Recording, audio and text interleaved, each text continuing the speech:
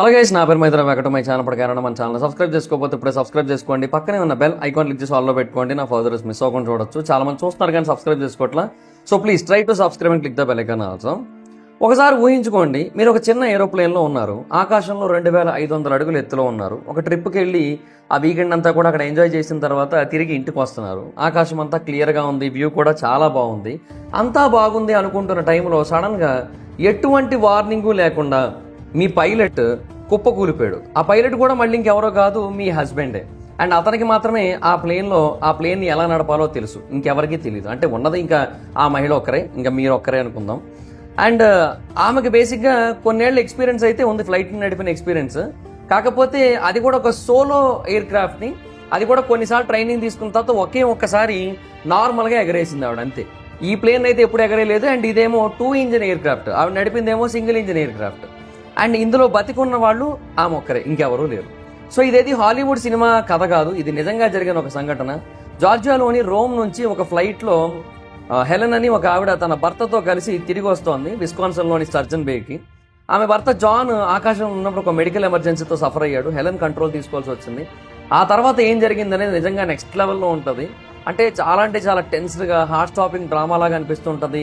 Air traffic controllers కానీ, ఒక volunteer pilot కానీ, ఎవరెవరైతే అందులో మొత్తంగా ఇన్వాల్వ్ అయ్యారో వాళ్ళందరూ కూడా చాలా పర్ఫెక్ట్గా ఆ సిచ్యువేషన్ని హ్యాండిల్ చేసి ఇంపాసిబుల్ అనుకున్న ల్యాండింగ్ని పాసిబుల్ చేసి చూపించారనమాట.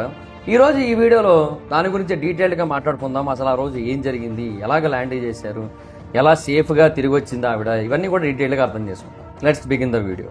హెలెన్ ఆమె భర్త జాన్ ఇద్దరు కూడా పైపర్ సెనేకా అనే ఫ్లైట్లో వెళ్తున్నారు. అదొక 2 ఇంజిన్ 6 సీట్ ఎయిర్ క్రాఫ్ట్. అది జార్జియా నుంచి విస్కాన్సన్కి వెళ్తున్నారు ఒక ట్రిప్ అనేది ఫినిష్ చేసుకున్న తర్వాత.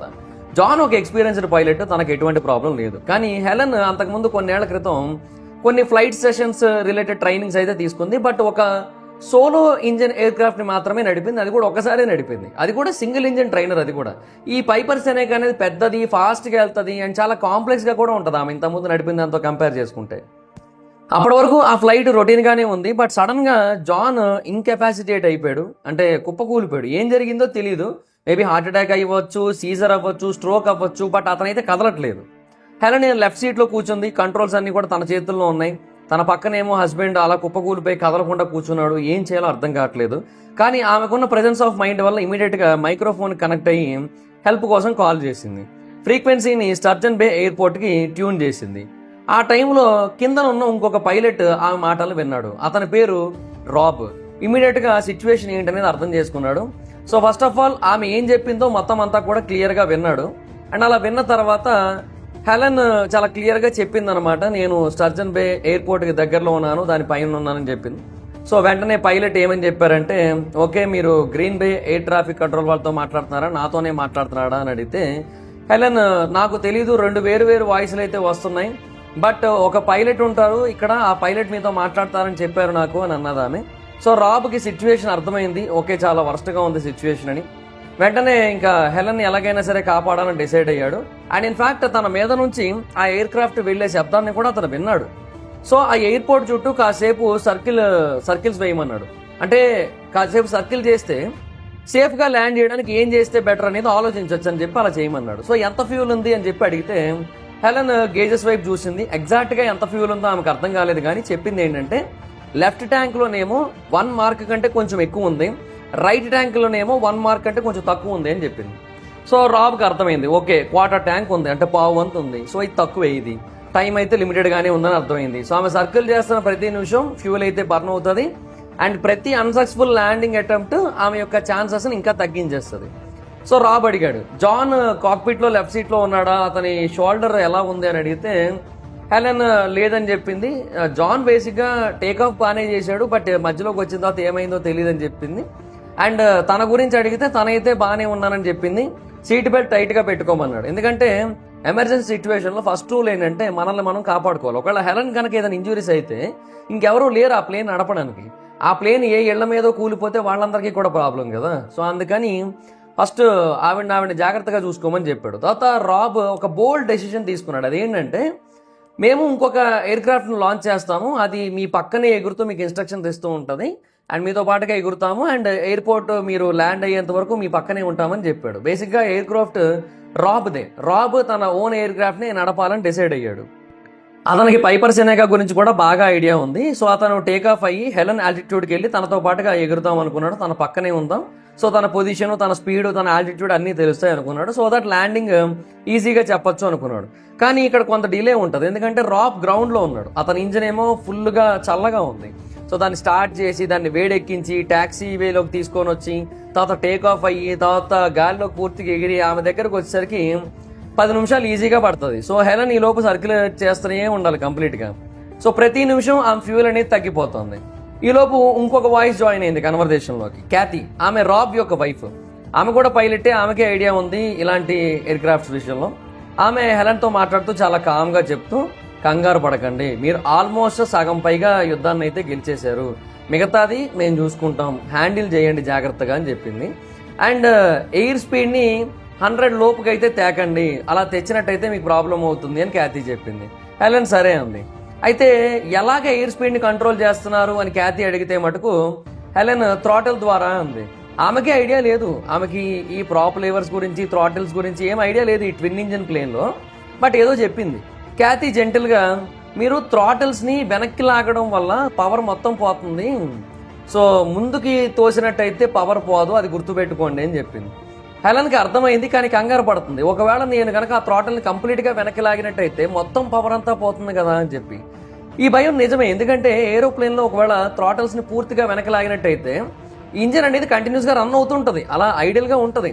అండ్ దాని నుంచి కొంత థ్రస్ట్ అయితే వస్తుంది, మొత్తం పోదు. కాకపోతే ఏంటంటే ఇన్ఎక్స్పీరియన్స్డ్ పైలట్స్ ఏమనుకుంటారంటే ఇంజిన్ ఆగిపోయింది అనుకుంటారు, కానీ ఇంజిన్ కొంతవరకు రన్ అవుతుంటుంది.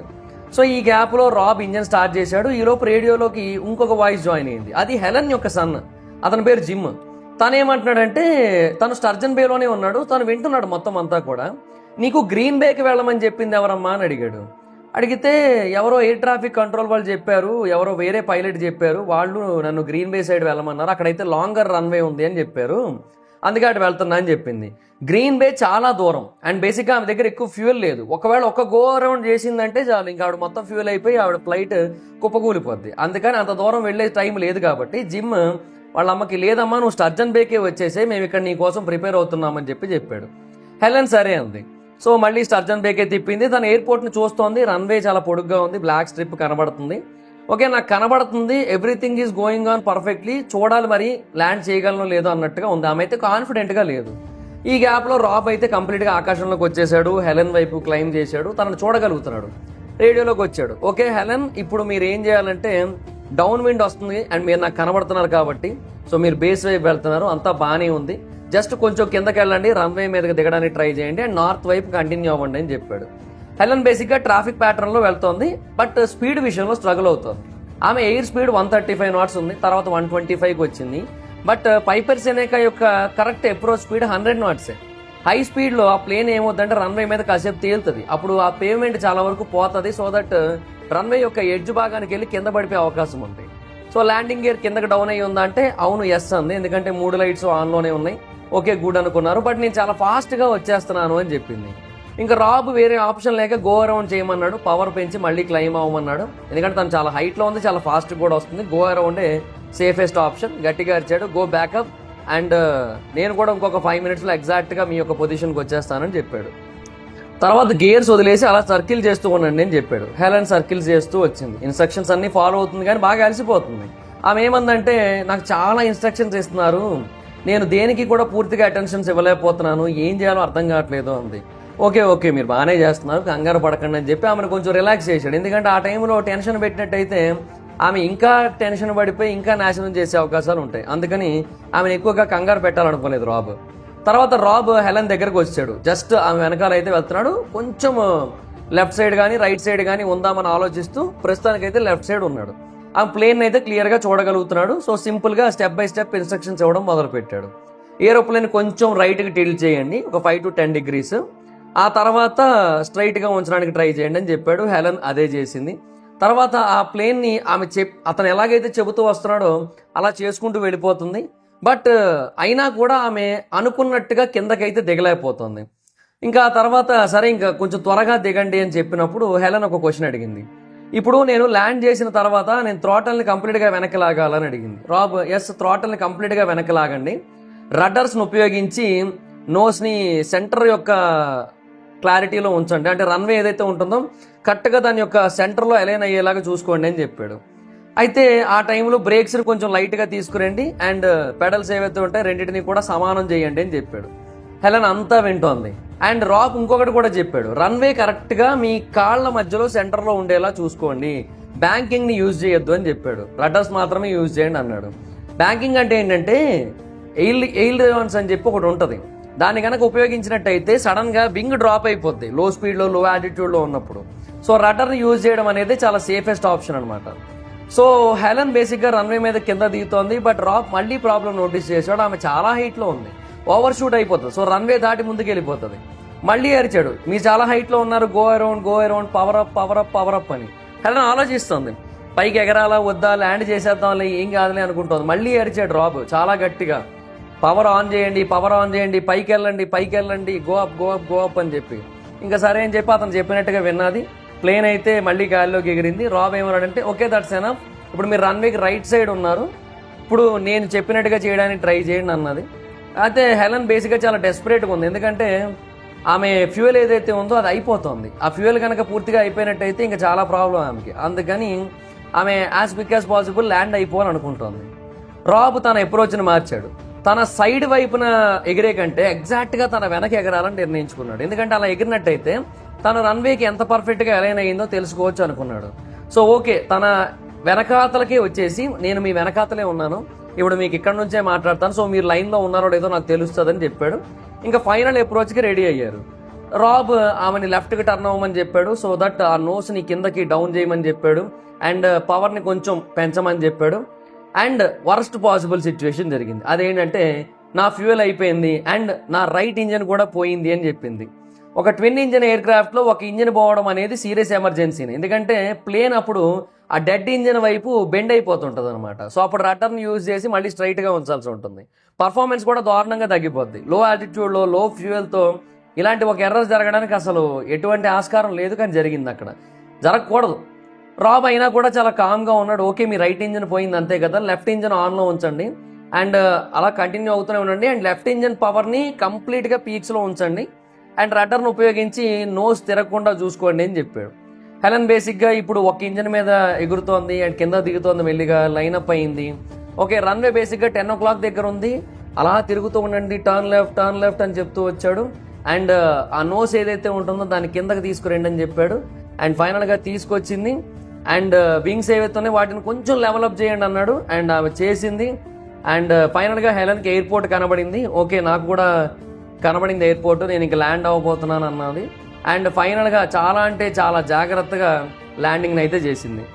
కానీ ఆ ల్యాండింగ్ చేసే లాస్ట్ కొన్ని సెకండ్ల ముందు కూడా కొన్ని మిస్టేక్స్ అయితే చేసింది. ఏంటంటే నోస్ డైవ్ చేస్తోంది రన్వే మీదకి నోస్ డైవ్ చేస్తే డైరెక్ట్గా దాన్ని గుద్దేసుకుంటారు కదా, సో అందుకని రన్వే మీదకి నోస్ డైవ్ చేయొద్దని కూడా మళ్ళీ చాలా గట్టిగా చెప్పి కొంచెం పవర్ బ్యాక్ చేయించి ఆ తర్వాత నోస్ని కొంచెం పైకి లిఫ్ట్ చేయించి చాలా అంటే చాలా జాగ్రత్తగా ఆమె చేత ఆ ప్లేన్ అయితే ల్యాండింగ్ చేయించాడు. ఆ ప్లేన్కి ఏమీ కాలేదు, మొత్తం అంతా కూడా బాగానే ఉంది. Great job Helen, great job, out standing, మొత్తానికి జాగ్రత్తగా ల్యాండ్ చేసేసావు అని చెప్పి ఆమె కంగ్రాచులేషన్స్ అయితే చెప్పాడు. సో ఆ రోజు హెలెన్ చేసింది నార్మల్ థింగ్ అయితే కాదు, ఒక మిరాకిలే. ఎందుకంటే పైపర్ సెనకా గురించి ఎటువంటి ట్రైనింగ్ లేదు, ఎటువంటి ఇన్స్ట్రుమెంట్ రేటింగ్ లేదు, ఒక ఇంజిన్ డెడ్ అయిపోయింది, ఫ్యూయల్ ఆల్మోస్ట్ పోయింది, అయినా కూడా ఆ ఎయిర్ప్లేన్ని సేఫ్గా ల్యాండ్ చేసింది, బయటికి నడుచుకుంటూ వచ్చింది. బట్ ఆమె హస్బెండ్ జాన్ అన్ఫార్చునేట్లీ సర్వైవ్ అవ్వలేదు, ఆయన చనిపోయాడు. బట్ హెలెన్ యొక్క సర్వైవల్ మటుకు చాలా అంటే చాలా అద్భుతమైన విషయం. ఆమె కరేజ్కి ఒక నిదర్శనం, పైగా 80 ఏళ్ల వయసులో అది కూడా. అండ్ రాబ్ అండ్ క్యాథీ యొక్క క్విక్ థింకింగ్, అలాగే ఆమె కొడుకు యొక్క రైట్ గైడెన్స్, బేసిక్గా ఎటువంటి కన్ఫ్యూజన్ లేకుండా రైట్ ఎయిర్పోర్ట్కి రమ్మని చెప్పడం. సో ఇలాగ అందరూ కలిసికట్టుగా పనిచేసి ఆమెకి ఎటువంటి ప్రాబ్లం లేకుండా ఆమెను చాలా అంటే చాలా జాగ్రత్తగా తీసుకొని వచ్చారు. ఇన్ఫ్యాక్ట్ రాబ్ బేసిక్గా తన సొంత ప్లేన్ని లాంచ్ చేశాడు, అసలు చేయాల్సిన అవసరమే లేదు, కింద గ్రౌండ్లోనే ఉండి ఇన్స్ట్రక్షన్స్ కూడా ఇవ్వచ్చు రేడియోలోంచి. బట్ అలా కాకుండా తన సొంత ప్లేన్ ఉపయోగించి ఒక స్ట్రేంజర్ని కాపాడడానికి ఆకాశంలోకి ఎగిరి లిటరల్లీ తన వెనకే వెళ్తూ తను కాపాడి తన గైడ్ లైన్స్ అన్నీ కూడా ఇస్తూ వచ్చాడు. సో చాలా అంటే చాలా అద్భుతమైన విషయం. సో ఇలాగ అందరూ కలిసి పనిచేస్తే ఎటువంటి ప్రాబ్లం అయినా సరే మనం సాల్వ్ చేయొచ్చు. సో ఈ టీం వర్క్ ఈరోజు కాపాడింది. గ్రౌండ్ కంట్రోలర్, వాలంటీర్ పైలట్, అతని వైఫ్, కొడుకు, ఈమె అందరూ కలిసి చాలా జాగ్రత్తగా పనిచేశారు. ఎవరు కూడా ప్యానిక్ అవ్వలేదు, అందరూ కూడా ఒకటే గోల్ మీద ఉన్నారు, అదేంటంటే ఆ ప్లేన్ని చాలా జాగ్రత్తగా కిందకి ల్యాండ్ చేయాలి. సో అంటే ఇంకొకటి, ప్రాబ్లమ్స్ వచ్చినప్పుడు హడావిడి పడిపోకూడదు, కంగారు పడిపోకూడదు, చాలా కామ్గా ఉండాల్సి ఉంటుంది. హెలెన్ ఈవెన్ గ్యాస్ మొత్తం అయిపోతుందని చెప్పినా కూడా ఆమె కామ్గానే ఉంది. రాబ్ కూడా అరవలేదు, ఆయన కూడా కామ్గానే చెప్పాడు. రైట్ ఇంజన్ పోయిందన్నా కూడా కామ్గా కమాండ్స్ చెప్పాడు, ఎప్పుడూ కూడా గివ్ అప్ ఇవ్వలేదు. సో ఇలా గివ్ అప్ ఇవ్వకుండా ఉండి కామ్గా కనుక బిహేవ్ చేస్తూ ప్రాపర్ టీం వర్క్ కనుక ఉండి ప్రాపర్ ట్రైనింగ్ కనుక ఉన్నట్టయితే లైఫ్లో ఏదైనా సాధించవచ్చు అనడానికి ఇది ఒక బెస్ట్ ఎగ్జాంపుల్ అని చెప్పొచ్చు. So that's guys, this the video. ఈ వీడియో కనుక మీకు నచ్చినట్టయితే లైక్ చేసి వీడియోని షేర్ చేయండి. ఇప్పటివరకు ఎవరైనా మన ఛానల్ సబ్స్క్రైబ్ చేసుకోకపోతే ఇప్పుడే సబ్స్క్రైబ్ చేసుకోండి. పక్కనే ఉన్న బెల్ ఐకాన్ క్లిక్ చేసి ఆల్లో పెట్టుకోండి, నా ఫర్దర్స్ మిస్ అవ్వకుండా చూడొచ్చు. చాలా మంది చూస్తున్నారు కానీ సబ్స్క్రైబ్ చేసుకోవట్లేదు. So please try to subscribe, click the bell icon also. నా ఇన్స్టాగ్రామ్ ఐడి జోరస్ మైత్రం, ఎక్కడ వచ్చి ఫాలో అవచ్చు. Thank you so much guys. Bye, next video. Bye by.